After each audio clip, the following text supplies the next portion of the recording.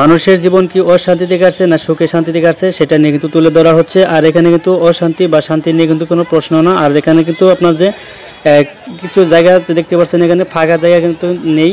আর সেক্ষেত্রে কিন্তু এখানে বেলুন এছাড়া কিন্তু ময়ূরের যে পাক গ্রামের আঞ্চলিক ভাষা যেটা আমরা বলে থাকি চিনে থাকি, আর সেগুলো কিন্তু দাঁড়িয়ে দাঁড়িয়ে কিন্তু বিক্রয় করা হয়। সেক্ষেত্রে কিন্তু দেখা গেল যে অনেকগুলো মানুষ এই পরিমাণে কিন্তু এখানে জায়গা নেই।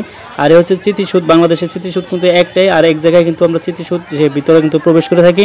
আর সেই সময় কিন্তু আমরা সামনে বের হলে কিন্তু বেলুনগুলা এছাড়া কিন্তু বিভিন্ন আইটেমের যে খাবার এছাড়াও কিন্তু বিভিন্ন ধরনের যে আপনার এ টু জেড কিন্তু এখান থেকে পেয়ে যাবেন আপনি। আর এখানে কিন্তু আসলে কিন্তু আপনার কোনো বাধা নিষেধ নেই।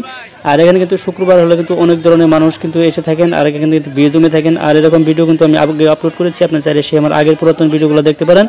আর এখানে কিন্তু যে আপনার জায়গা নেই যে কারণেই আপনি যেহেতু মেন রোড, এখানে মেন রোড থাকাকালীন কিন্তু কোনো জায়গা ব্যবস্থা নেই দোকান পাট করার জন্য, এর জন্য কিন্তু কোনো জায়গা দেওয়া হচ্ছে না কাউকে। আর আপনি যদি এখানে আসতে চান অবশ্যই আসতে পারবেন। আর ভিডিওটি কেমন লাগলো অবশ্যই কমেন্টস করে জানিয়ে দেবেন। আর আমাদের চ্যানেল নতুন থাকলে অবশ্যই আমাদের চ্যানেলটি সাবস্ক্রাইব করে আমাদের পাশে থাকবেন নতুন নতুন ভিডিও নোটিফিকেশন পেতে। আজকের ভিডিওটি এই পর্যন্ত, ধন্যবাদ, সকলকে ভালো থাকবেন।